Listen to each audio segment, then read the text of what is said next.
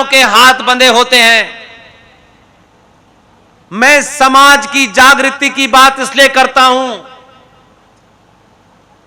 90 करोड़ में से 25 करोड़ लोग जागृत हो गए।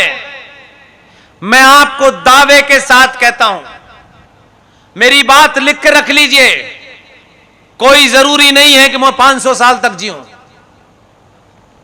जिस दिन सनातनी हिंदू, ये कड़वा पटेल, ये लौवा पटेल, ये दलित, ये महादलित, इससे ऊपर उठ गया और उसे अपने सनातनी होने का बोध हो गया, दावे से कहता हूं, आपकी सरकार हो, आपके विरोधियों की सरकार हो, इस्लामिक सरकार भी आ जाए, अगर राष्ट्र जाग गया तो हर सरकार आपकी चौखट पे नाक ना रगड़े तो मेरा नाम बदल दीजिएगा। आपसे सरकार है, सरकार से राष्ट्र नहीं है। आप उल्टा समझते हैं कि सरकार ही सब कुछ है। मैं कहता हूं सरकार कुछ नहीं है भाई, क्योंकि सरकारों ने आपकी आत्मबल और आत्मी शक्ति को छिन्न भिन्न कर दिया है। इसलिए दलित तक तो हम समझते थे कि ये दलित है, लेकिन बिहार में एक नया काम चला है, ये महादलित है। अब भाई दलित और महादलित के बीच में कौन सा मीटर है जिससे आपने इसे महादलित कहा और इसे दलित कहा? दूसरों में कहने की हिम्मत नहीं हुई, हमारे अंदर हुई, क्योंकि हम पहले से उसके लिए तैयार हैं। इसलिए एक बात जरूर रखिएगा, आज मौका है आपके हाथ में।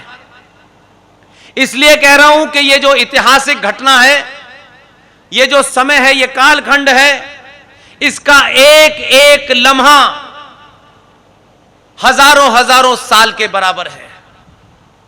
अगर आप ये समझते हैं अब तो हमें आराम से सोना है, हमारी सरकार है, अब मुझे लगता है सबसे ज्यादा जागना है।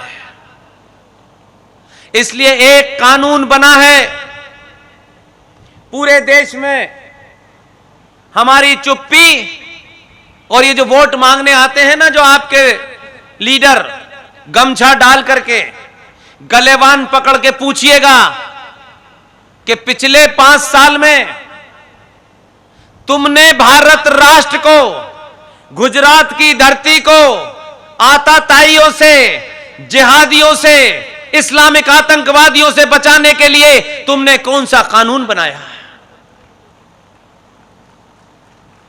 पूछिएगा। इसलिए मैं आपसे 2 चीजों में मदद चाहता हूं, और यह मदद मैं अपने लिए नहीं चाहता। मेरे पास न आगा है न पीछा है। मेरे जीवन का एक ही लक्ष्य है, 25 करोड़ सनातनी जाग जाएं, बस।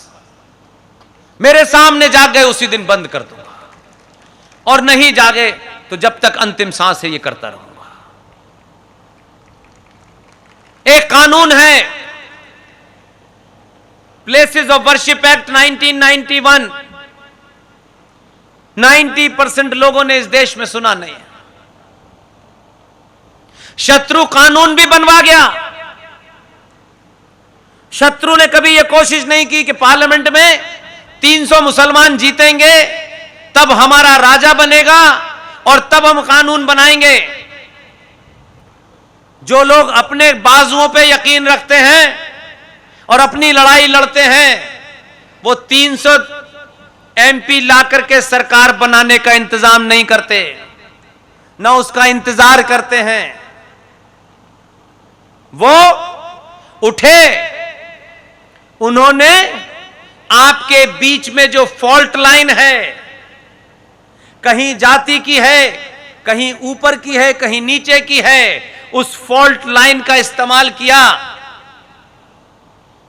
और 1991 में PV नरसिम्हा राव के ऊपर दबाव बनाया, और दबाव बना करके हल्ला नहीं मचाया। हमारे यहां तो जरा सा काम हो जाए, हम अपनों को कम बताते हैं, पड़ोसी को ज्यादा बताते हैं।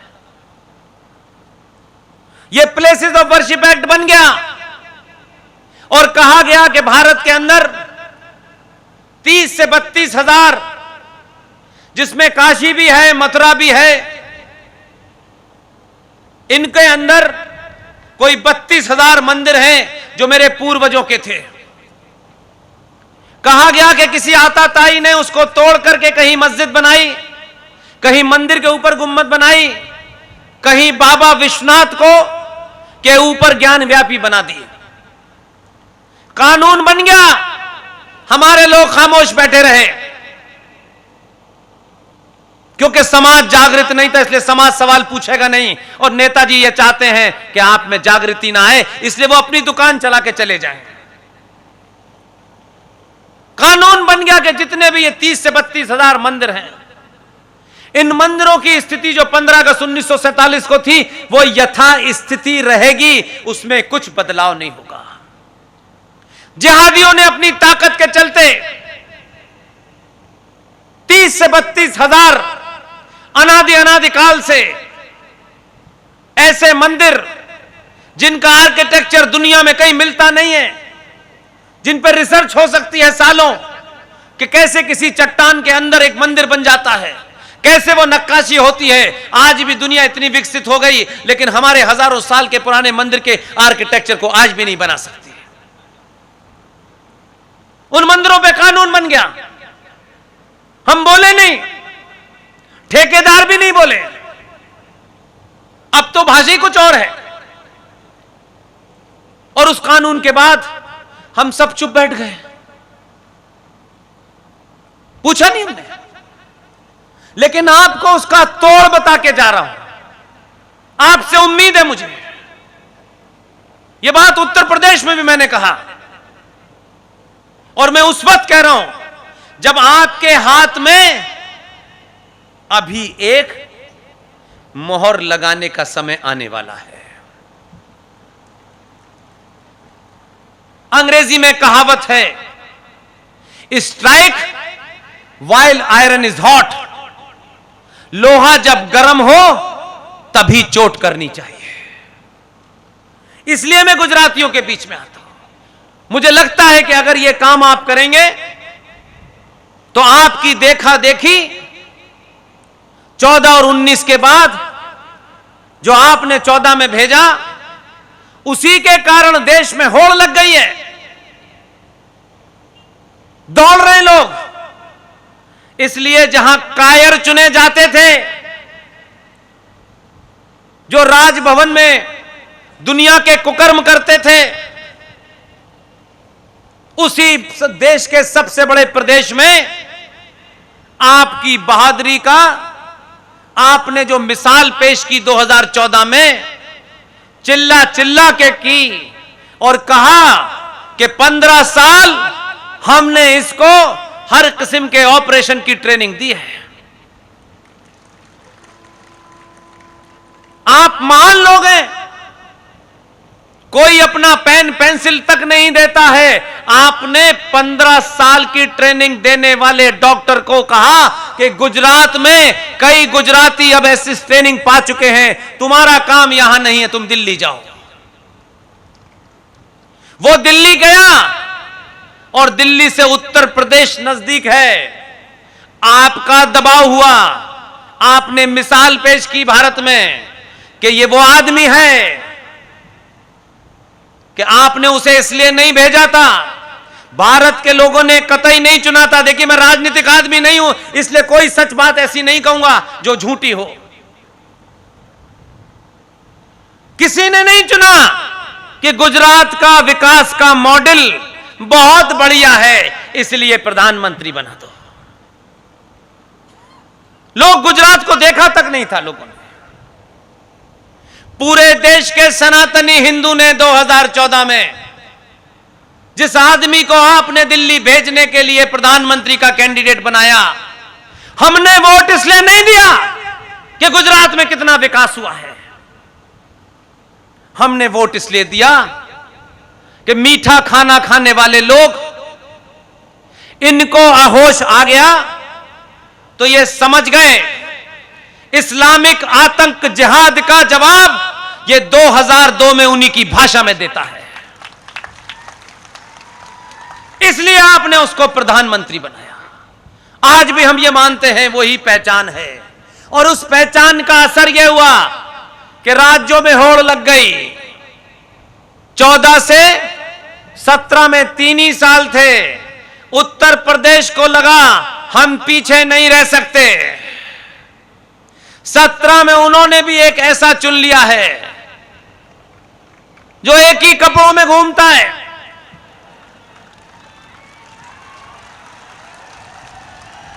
कुछ नहीं कहता, किसी स्कूल में नहीं गया, कोई डिग्री नहीं है। यह भी परंपरा आपने रखी।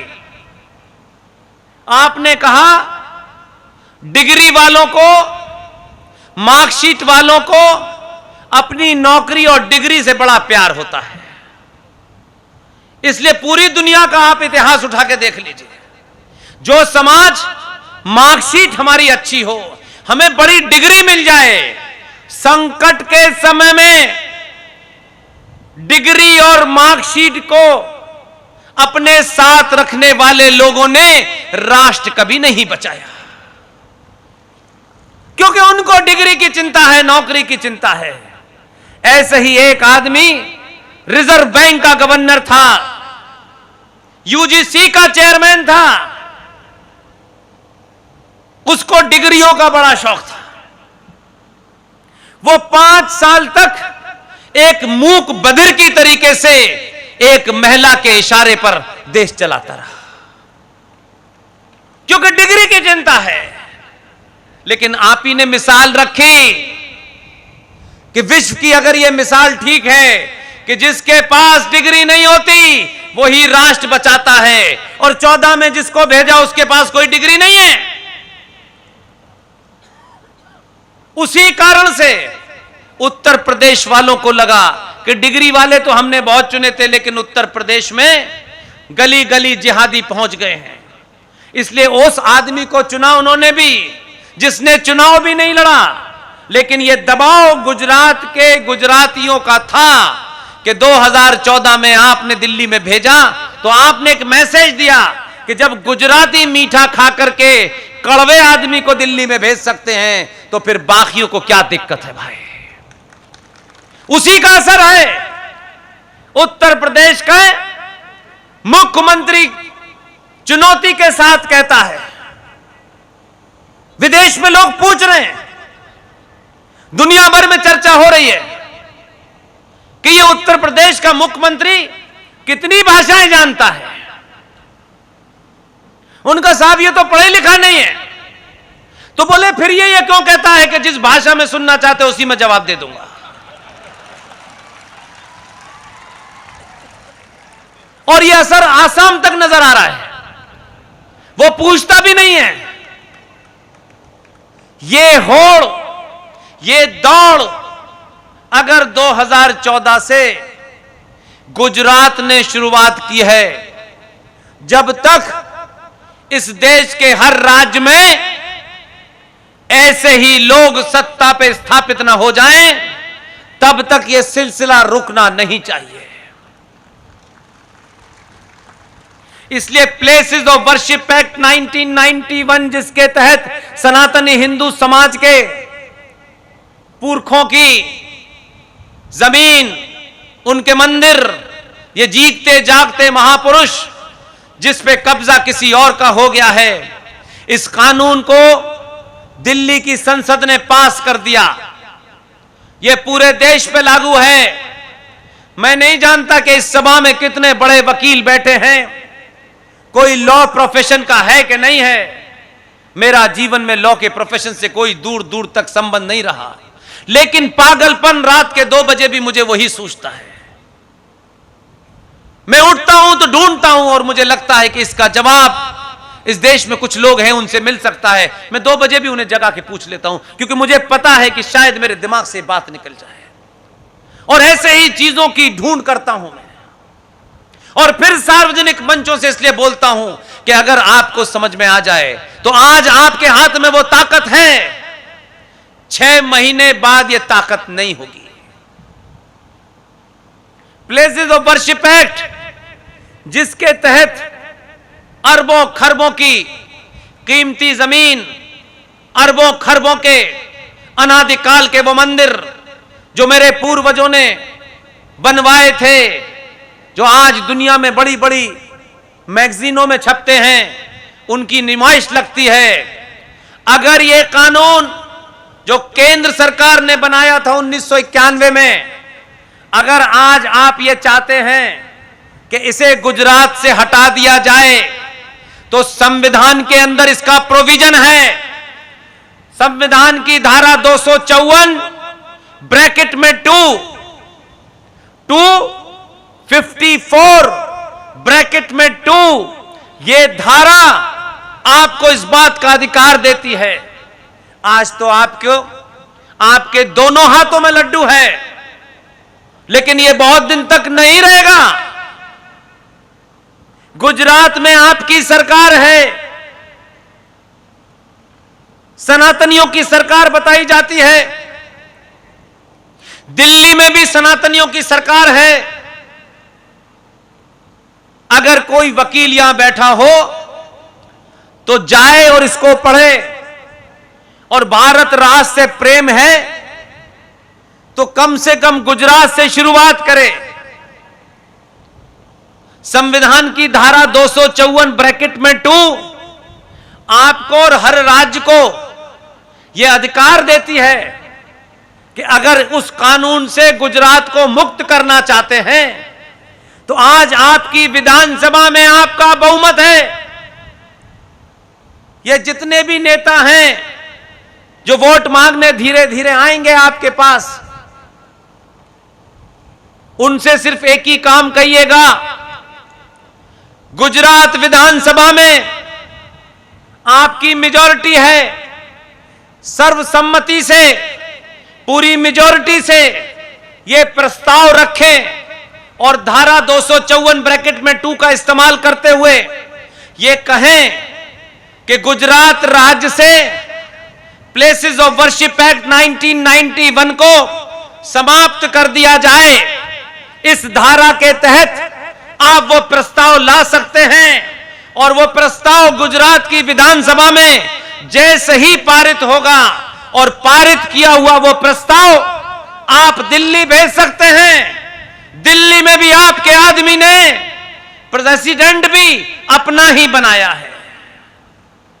जैसे ही राष्ट्रपति के उस प्रस्ताव पे साइन होंगे, गुजरात में 5000 ऐसे मंदिर हैं जो प्लेसेस ऑफ वर्शिप एक्ट के तहत आते हैं। उसके साइन होते ही यह कानून गुजरात से हट जाएगा और वो 5000 मंदिर जो हजारों हजारों साल की संस्कृति का प्रतिनिधित्व करते हैं, हमारे पूर्वजों के हैं, हमारे आस्थाओं के केंद्र हैं, वापस आपको मिल जाएंगे। लेकिन इसमें अगर आपने देरी की तो विधानसभा का सत्र किसी दिन भी बुला करके भंग हो जाएगा। अभी समय है, अभी कहिए, अब किसी का भरोसा मत कीजिएगा। इसी की यही राष्ट्र जागृति है। हमें जीएसटी में छूट मिल जाए इसकी चिंता मत कीजिएगा। जीएसटी में छूट नहीं मिली थी तब भी आप दुनिया में सबसे बड़े व्यापारी थे, और नहीं देता तब भी हैं। इसलिए आपने इसकी चिंता नहीं करनी है कि प्रॉफिट में 10 रुपए कम हो जाएंगे। प्रॉफिट में 10 रुपए कम हो जाएं, लेकिन राष्ट्र के प्रॉफिट में करोड़ों का फायदा होगा। सबके सामने प्रस्ताव रखिए, जग पूरे घर घर में इसको चलाइए, हर संगठन चलाए, वो ब्राह्मणों का हो, ठाकुरों का हो, किसी का भी हो, सबसे कहें ये पहले बताओ, और बताओ नहीं, फला तारीख तक विधानसभा में इसे पास करो, नहीं तो हम तुम्हारा बहिष्कार करते हैं। डर के सामने अच्छा अच्छा झुकता है, इसे करके देखिए। इसलिए आज एक नहीं, बहुत सारे काम आपके भेजे हुए आदमी ने किए हैं, और जो काम उसने किए हैं शायद हम उसका गुणगान करने में भी कंजूस हैं। कम से कम गुजरातियों से मुझे यह उम्मीद नहीं है। आप गुजरात के शान के लिए दुनिया से कहते हैं 2 दिन तो गुजारो गुजरात में, लेकिन आपने तो 2 भेजे हैं दिल्ली में। आपको कोई कमी नहीं है। आप उन कामों को ध्यान दें जिससे यह राष्ट्र सुरक्षित होगा। इसलिए विपिन रावत जब यह कह रहे थे कि 2.5 युद्ध, तो सबको पता था कि एक तरफ चीन और बांग्लादेश और एक तरफ पाकिस्तान। यह जो 2.5 युद्ध में आधा युद्ध है, यह फौज नहीं लड़ सकती। यह राफेल इसमें काम नहीं आएगा, इसमें मिग काम नहीं आएगा, इसमें एयरफोर्स, सेना, नेवी काम नहीं आएगी। यह युद्ध मुझे और आपको लड़ना है। इसलिए आप इस युद्ध को लड़ने के लिए एक ही काम करें कि जो दिल्ली में है, बाकी बहुत सारी चीजों को भूल जाएं। मान लें कुछ दिन के लिए कुछ तकलीफ भी हमें होती है, तो आने वाली नस्लें, हमारे बच्चे जिन्हें आप मिनरल वाटर पिला के पाल रहे हैं, उन्हें पॉल्यूशन से बचा रहे हैं, उन्हें धूप ना लग जाए, उन्हें लू ना लग जाए, इसकी चिंता माएं बहनें करती हैं। लेकिन जो आने वाला समय है, न धूल का है, न धूप का है, न पॉल्यूशन का है। सड़कों पे वो कत्लेआम होने जा रहा है जिसकी आप कल्पना नहीं कर सकते।